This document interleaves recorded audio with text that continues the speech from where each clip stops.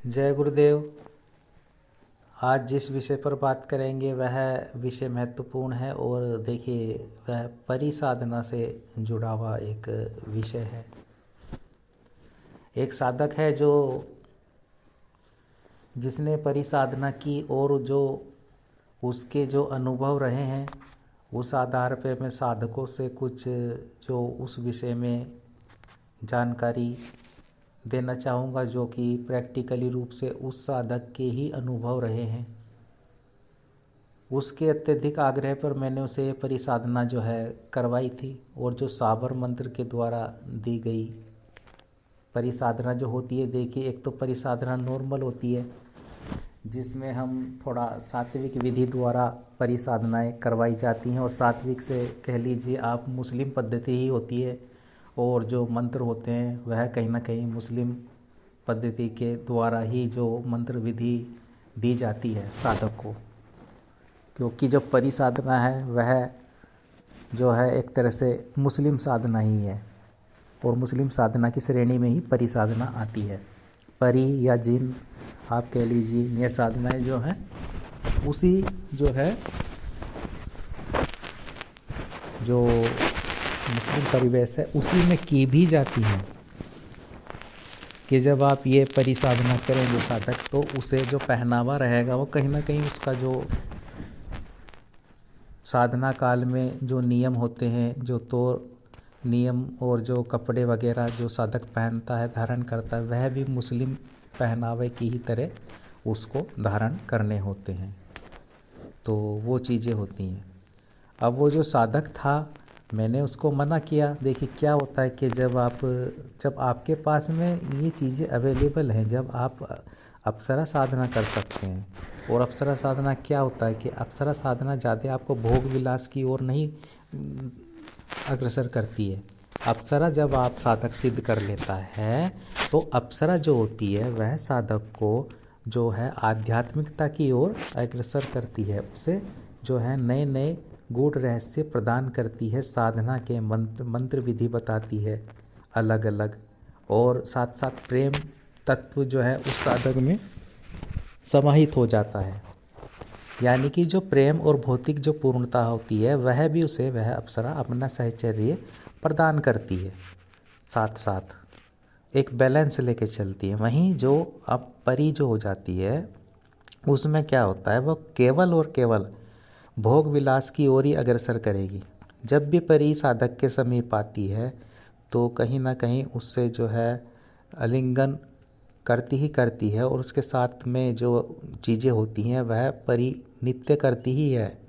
यानी कि भोग विलास में कह देता हूँ कि जो स्पष्ट रूप से जो वासनात्मक चीज़ें होती हैं वो परी उस साधक के साथ करती ही करती है संभोग क्रिया। जब भी परी आएगी तब मैंने उस साधक को समझाया भी कि तुम, लेकिन वह साधक जैसे कि आप कह लीजिए, मैं इसी चीज़ को कहता हूँ कि जब नया नया साधक होता है तो उसके मन में इच्छाएं होती हैं।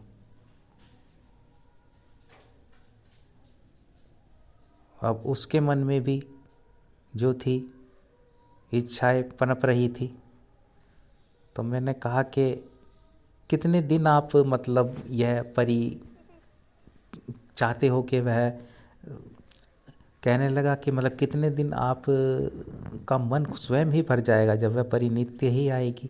अगर वो परी सिद्ध हो जाती है तब वह आपके पास नित्य आएगी, तो फिर आप उससे एक तरह से ऊब जाओगे, एक तरह से आप पथभ्रष्ट भी हो सकते हो, क्योंकि वह आपको साधना की ओर नहीं अग्रसर करेगी जैसे अप्सरा।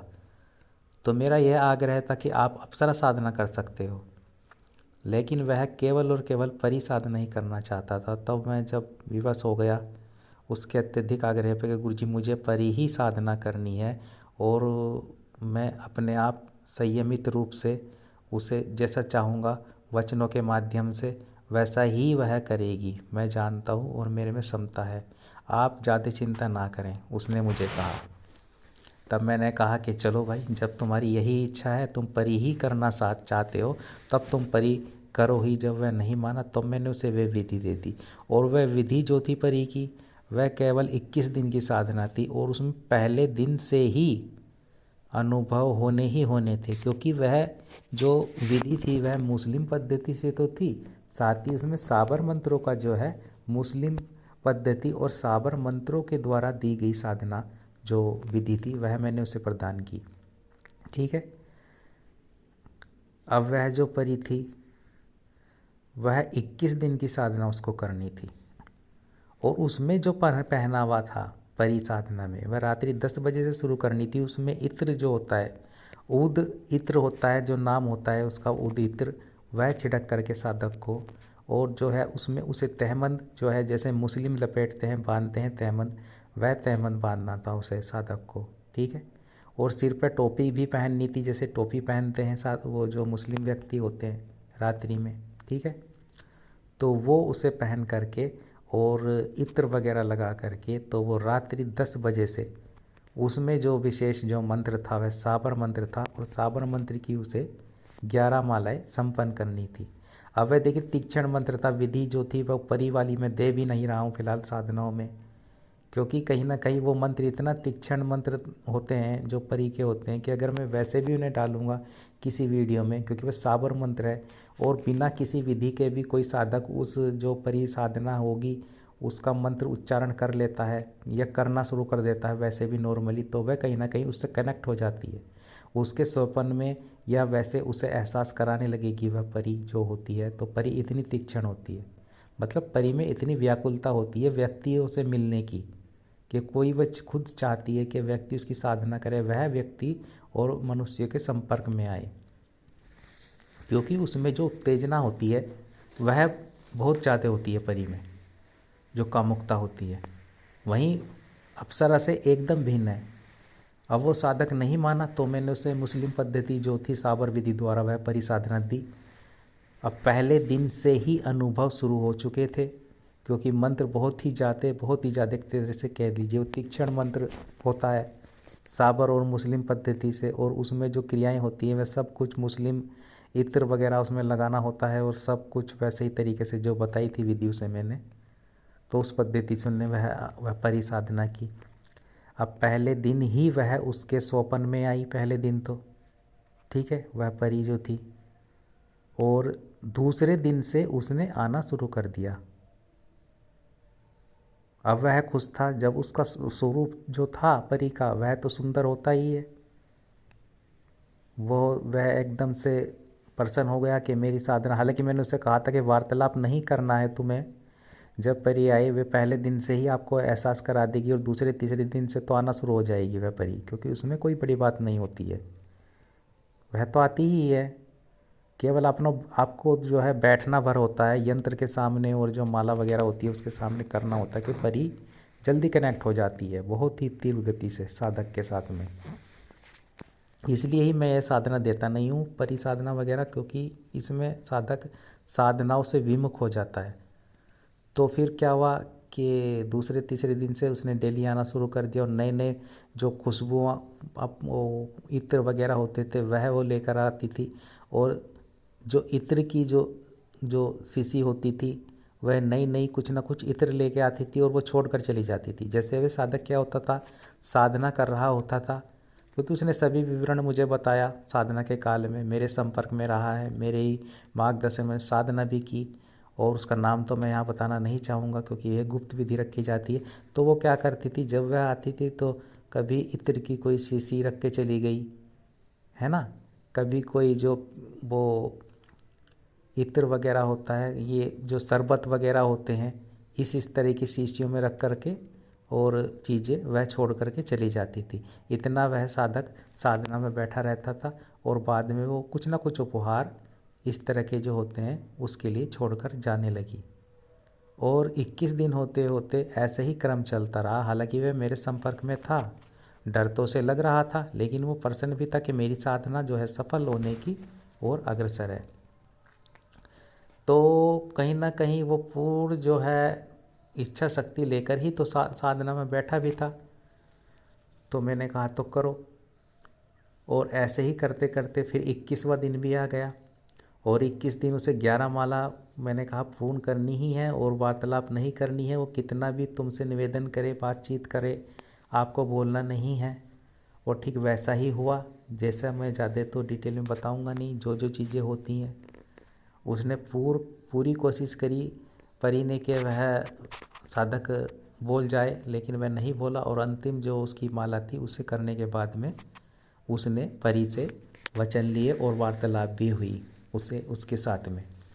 और उसने वचन ले लिया और उसने क्या काम किया, सबसे बड़ी देखिए क्या उसने किया। उसने जो है उसे को पत्नी रूप में कहा कि मैं, क्योंकि उसका विवाह तो हुआ नहीं था तो मन में कामनाएं भी रहती हैं। अब जब इतनी सुंदर एक कोई स्त्री देखेगा जो इस धरा पर है भी नहीं, एक वैसी कन्या को जब कोई देखता है तो एकदम से आकर्षण में उसके बंध जाता है। तो उसने यही बोल दिया कि वचनों में कि आपको मेरी पत्नी रूप में रहना है और जो है जब मैं चाहूँ आपको आना ही आना है और जो है उसी रूप में आप रहेंगी। तो उसने वचन हुए, तो वचन लेकर के वो उस रात चली गई। तो 21 दिन की साधना उसकी सफल हो गई थी। तो मिला वह मुझसे, मिला तो नहीं था, हाँ उसने फ़ोन ही किया कि गुरुजी ऐसे ऐसे हुआ। मैंने कहा तो अच्छी बात है भाई, तुम्हें परी चाहिए थी तो परी तुम्हें मुबारक हो। अब मेरा यहाँ तक ही तुम्हारा साथ था, क्योंकि देखिए आपको परी सिद्ध हो चुकी है और अब आप जानो और आपकी परी, ठीक है। तो मेरी यहाँ तक बात हुई तो कहने लगा गुरुजी आपको मैं डिस्टर्ब भी नहीं करूँगा, क्योंकि अब जो मेरा कार्य था वो पूरा हो चुका है। आपके मार्गदर्शन में साधना सफल हो चुकी है परी मेरी। तो वह बहुत खुश था। और अब क्या होता है देखिए, अब रोज़ क्या हुआ, दूसरे तीसरे दिन रोज़ वह परी उसके पास आने लगी। जैसे ही वह नींद में होता तो वह परी भी आ जाती। आती तो नित्य नए रूप में, मतलब नए आकर्षण युक्त जो वस्त्रों में गहनों में पहन करके पूरी सज धज के आती वह उसके पास में और बैठती, वार्तालाप होता। और उसके बाद में जो क्रिया होती है तो वह रोज़ क्रिया करने लगी उसके साथ में। फिर वही जो चीज़ें हैं वो जुड़ जाती हैं। देखिए क्या होता है, अब वो जब इंतजार में रहता, वो स्वयं ही उसके आकर्षण में इतना बंध चुका था परी के कि जब परी आती तो वह वातावरण ही ऐसा हो जाता, उत्तेजना युक्त वातावरण हो जाता, तो वह उसमें लिप्त हो जाता। अब जो साधना तो छोड़िए, सब कुछ छूट चुका था उसका, साधना वगैरह तो सब छूट चुका था। अब क्या होने लगा कि नित्य तो वो क्रिया होने ही लगी, वह रात्रि में आने ही लगी थी परी। और यहाँ अगर वह किसी से बात करता साधक, जैसे कि वह किसी भी लड़की से बात कर रहा है या कोई भी स्त्री से बात करता, तो वह रात में आकर के उसको बता देती, क्योंकि सूक्ष्म रूप से रात में तो वो प्रत्यक्ष होती थी उसे परी, लेकिन जो दिन में जो क्रियाकलाप होती हैं कि हमारे मित्र हैं, हमारे कोई कज़न है, बहन है, या जिससे भी वो बात करता वो उसके विषय में उससे आके बात करती कि तुम उस कन्या से, उस स्त्री से क्यों बात कर रहे थे। तब वह बताता कि मेरे रिश्ते में वह बहन लगती है या कोई लगती है या कोई भाभी। तो वह कहती है कि तुम्हें बात ही नहीं करनी है, मैं ये चीज़ देख नहीं सकती। और इस चीज़ों को वह उसे बोलने लगी। तो 24 घंटे जब उस पर वह कहीं ना कहीं नज़र रखती ही थी, तो वह 10 दिन हुए, 8 दिन, 10 दिन हुए, 12 दिन हुए, तो ऐसे ही चलता रहा। तो वह परेशान हो गया। अब वो जो उसकी स्थिति थी वह कहीं ना कहीं उसका जो मन पे था वह असर होने लगा।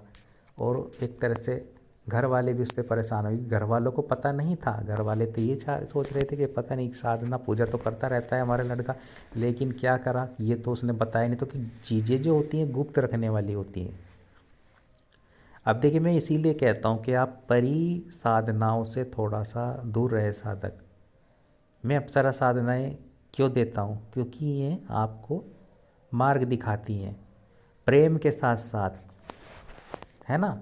आप इन्हें प्रेमिका रूप में भी सिद्ध कर सकते हैं। मैं ये नहीं कह रहा, पत्नी रूप में भी अगर अप्सरा को आप सिद्ध करते हैं तब भी वह सही ही चलेगी और आपको साधनात्मक दृष्टि से आगे ही बढ़ाएगी, प्रेम के साथ साथ, भौतिकता के साथ साथ। लेकिन यहीं दूसरी ओर ये जो मुस्लिम प्रजाति में जो उसमें जो परियां होती हैं, यहाँ केवल केवल ये वासनात्मकता की ओर ही अग्रसर करती हैं साधक को, ठीक है। तो ये चीज़ देखने में मिलती है। अब वह परेशान हो गया साधक, उसके साथ भी वही यक्षिणी वाली जो मैंने आपको पहले बताई थी, जो एक शायद घटना बताई भी थी, ठीक वैसे ही उसके साथ भी ये चीज़ें हो रही थी। वहाँ उसने मार्गदर्शन में साधना नहीं की, लेकिन यहाँ ने मार्गदर्शन में साधना की है। लेकिन यहाँ जो गलती की गई है वह यही की गई है कि इसने कोई बड़ी महाविद्या, कोई वैसी साधना नहीं की थी, इसने एकदम से डायरेक्ट पर ही साधना पकड़ ली, तो इसकी राह एकदम से अलग हो गई। तो ये चीज़ देखने वाली होती है कि हम क्या साधना कर रहे हैं, ये हमें सोचना समझना होता है। आप 1 दिन, 4 दिन, 5 दिन, 10 दिन रह सकते हैं उस चीज़ के साथ में, लेकिन फिर आप एक तरह से बोर हो जाते हैं, आप परेशान हो जाते हैं, आपका शरीर भी सूखता चले जाएगा। जब आप नित्य वही क्रिया है वह परी आपके साथ आ करके करेगी, तो ठीक वैसे ही उसके साथ होने लगा। और बाद में वह गुस्से में जब होती तब उसका चेहरा भयानक भी नज़र आता उसे। ठीक है, जब परी सौम्य रहती है, खुश रहती है, तब वह सुंदर होती है, लेकिन जब वह रुष्ट हो जाती है तो क्रोध में उसका चेहरा जो है वह भी एक तरह से डरावना स्वरूप बन जाता है उसका, और डरावने स्वरूप में वह उसे भयभीत वह करने लगी साधक को। अब ऐसे ही क्रम चला। किस दिन वह मेरे पास फ़ोन करता रहा कि गुरुजी अब मेरा कोई करिए, मेरे लिए कुछ कीजिए, मार्गदर्शन कीजिए, मैं क्या करूं। अब वो प्रॉब्लम में पड़ चुका था। अब दिक्कत ये थी कि मैंने ही उसे वह परिसाधना दे तो दी थी उसकी जिद पर, कि जब उसने इतनी ज़्यादा जिद करी तो मुझे ही उसका निवारण भी करना था कहीं ना कहीं। तब वह परेशान हुआ तो मुझे करना पड़ा। जो क्रिया की गई वह की गई। फिर माँ छिन्नमस्तिका के आशीर्वाद से, गुरुदेव के, फिर उसको परी को वापस जो है उसका जो विसर्जन था साधना का वह करवाया गया। तब जाके उसका जो है परी से पीछा छूटा। तो कहने का मतलब मैं यहाँ यही कहना चाहूँगा साधकों से कि आप जब आपके लिए उत्तम साधनाएं, जो श्रेष्ठ साधनाएं, अप्सरा साधनाएं और जो हैं, तब आप वह क्यों नहीं करते और क्यों दूसरी ओर अग्रसर हो जाते हैं लालच में। वहाँ पे शीघ्रता से तो मैं ये कहूँगा जो निम्न स्तर की जो चीज़ें होती हैं वे शीघ्रता से तो सिद्ध हो जाती हैं, लेकिन उतना ही साइड इफ़ेक्ट भी होता है उसका। ठीक है, तो वह आपको जो चीज़ें पथभ्रष्ट करें और जो आपको गलत राह पर चला दे तो कम से कम करना चाहिए। कुछ ही परी हैं केवल, मैं कहना चाहूँगा कुछ ही 5 से 7 परियाँ हैं, मेन जो परियाँ हैं, जो जिनमें अप्सरा वाले गुण होते हैं। जैसे लाल परी हो गई, ठीक है, और पाकीजा परी, कुछ परियों के नाम हैं लाल परी, पाकीजा परी, और इस तरह की जो परियाँ हैं वे कहीं ना कहीं उनमें तिलोत्मा और जो ये उर्वशी, इस तरह के जो गुण हैं वे पाए जाते हैं, जो उनकी विधि है। लेकिन उन्हें तो आने का मौका ही नहीं मिलता है। जो हजारों परियां हैं, कई सारी परियां हैं, तो वह सर्वप्रथम आ जाती हैं। जब कोई साधक परी साधना करता है तो वह आकर के खड़ी हो जाती हैं, जैसे उस साधक के साथ हुआ। ये पहले दिन से ही आ जाती हैं परी जो होती हैं। यहाँ ऐसा नहीं होता कि अप्सरा साधना में आप सोच रहे हैं कि अप्सरा साधना में जो 21 दिन की कर रहे हैं उसमें इसलिए मेहनत करनी पड़ती है क्योंकि वो परखती है, वे ऊर्जा लेवल भी देखती है साधक का, वह मनोभाव भी देखती है साधक के, जो अप्सरा होती है, क्योंकि वह देव वर्ग से होती है। और यहाँ जो ये परियां होती हैं ये वहीं यहीं विचरण कर रही होती हैं पृथ्वी लोक में ही, ये कोई अप्सरा लोक में नहीं रहती हैं। तो ये एकदम से कनेक्ट होती हैं साधक के साथ में जो साधना कर रहा होता है, और इनको अपनी वासना पूर्ति करनी होती है।